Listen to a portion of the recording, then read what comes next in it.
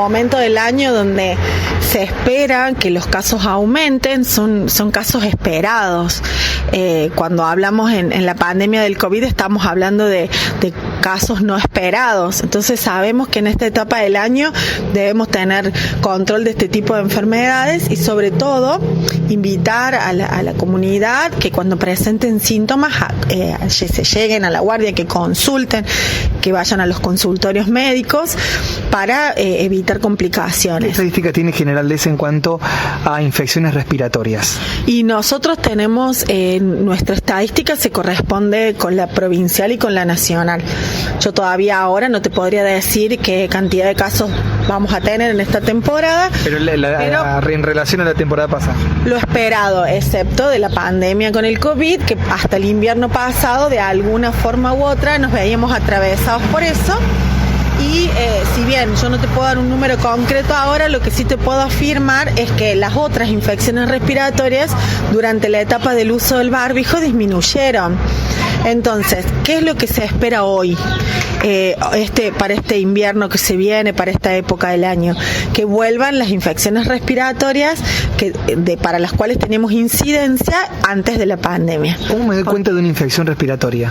¿Cómo se manifiesta en el cuerpo? Las infecciones respiratorias comparten siempre los síntomas. Pueden ser virales, que la mayoría son virales, o en algunos casos bacterianas.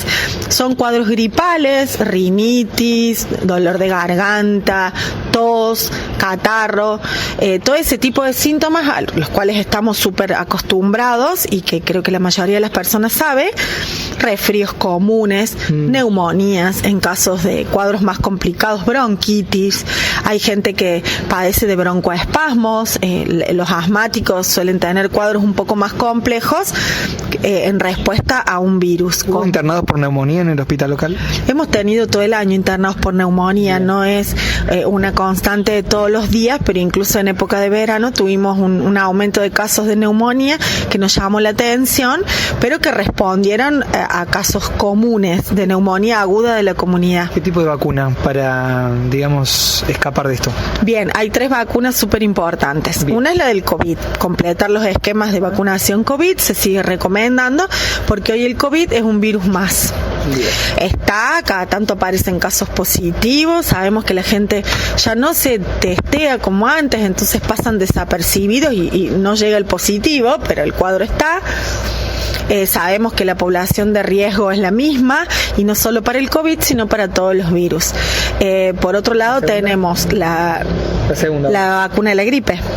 Claro, por otro lado tenemos la vacuna de la gripe, que es la vacuna que se renueva anualmente para distintas cepas y que está indicada en principio en personas de riesgo, en mayores de 60 años, en niños de 6 meses a 2 años, puérperas, embarazadas y todo aquel que tenga alguna enfermedad crónica que lo ponga en el grupo de riesgo. Bien. Y por otro lado, la tercera vacuna que se debe considerar, que es en especial para los mayores de 60 años, es la vacuna para la neumonía.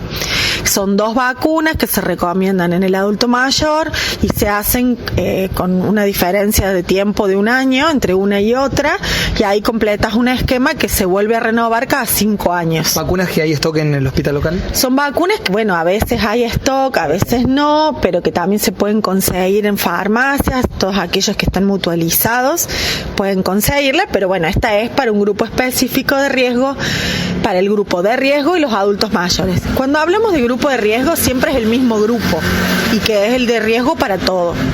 Entonces, bueno, a todas estas personas se recomienda fuertemente vacunarse y nosotros desde nuestro hospital recomendamos la vacunación como la medida más eficaz para prevenir enfermedades transmisibles.